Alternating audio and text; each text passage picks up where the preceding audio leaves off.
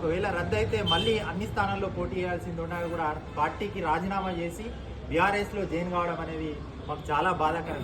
ఇదే రాష్ట్ర అధ్యక్షులుగా ఉన్నటువంటి ప్రవీణ్ కుమార్ సార్ గారు బహుజన్ సమాజ్ పార్టీలో నల్గొండలో చేరినప్పుడు వేలాది మంది సమక్షంలో ఒక 50 నుంచి 1,00,000 మంది సమక్షంలో పెద్ద ఎత్తున సభ చేసి బహుజన్ సమాజ్ పార్టీ అక్కడనే చేర్చుకుంది.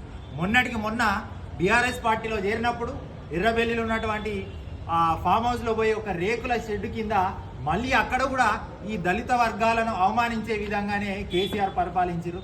మళ్ళీ దొరల గడిల దగ్గర మా ఆర్ఎస్ ప్రవీణ్ కుమార్ గారు బహుజన్ల ఆత్మగౌరవాన్ని పెట్టినని చెప్పి మేము అందరం కూడా భావిస్తూ ఉన్నాం.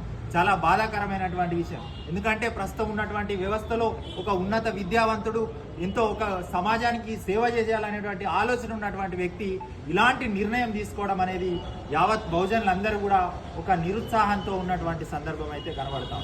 కానీ తప్పకుండా ఈ కరీంనగర్లో కానీ అదేవిధంగా రాష్ట్రంలో ఉన్నటువంటి బహుజన సమాజ్ పార్టీ కార్యకర్తలందరూ కూడా బీఎస్పీ వైపు, ఎందుకంటే భారత రాజ్యాంగాన్ని కాపాడేటటువంటి ఒకే ఒక పార్టీ బహుజన్ సమాజ్ పార్టీ. కేసీఆర్ చెప్పిండు, బీజేపీ చెప్పింది, కాంగ్రెస్ చెప్పారు భారత రాజ్యాంగాన్ని తప్పకుండా మారుస్తామని చెప్పి.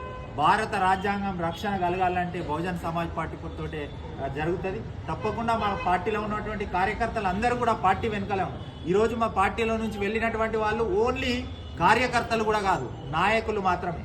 ఏదైతే రాష్ట్ర అధ్యక్షులు ఉన్నప్పుడు వాళ్ళ స్వేరో టీం తోటి పార్టీలోకి తీసుకున్నటువంటి వాళ్లకు రాష్ట్ర కమిటీలో జిల్లాలో చాలా ముఖ్యమైనటువంటి బాధ్యతలు ఇచ్చారు. వాళ్ళు మాత్రమే సార్ వెంబడి వెళ్ళడం జరిగింది. మిగతా కార్యకర్తలు 30 సంవత్సరాల నుంచి ఈ భుజాన నీలికండ వేసుకున్నటువంటి కార్యకర్తలు అందరూ కూడా బీఎస్పీతో ఉన్నారు. ఎక్కడ కూడా మేము ప్రజలందరూ కూడా అధైర్యపడాల్సిన అవసరం లేదు. మేము పార్లమెంట్ ఎలక్షన్లో కూడా గట్టి పోటీ ఇస్తామని చెప్పి ఈ సందర్భంగా చెప్పారు. మొత్తం మీద ఆర్ఎస్ ప్రవీణ్ కుమార్ తీసుకున్నటువంటి నిర్ణయం కొంత నిరాశ నిస్పృహలకి గురి చేసింది అనేటువంటి ఆవేదన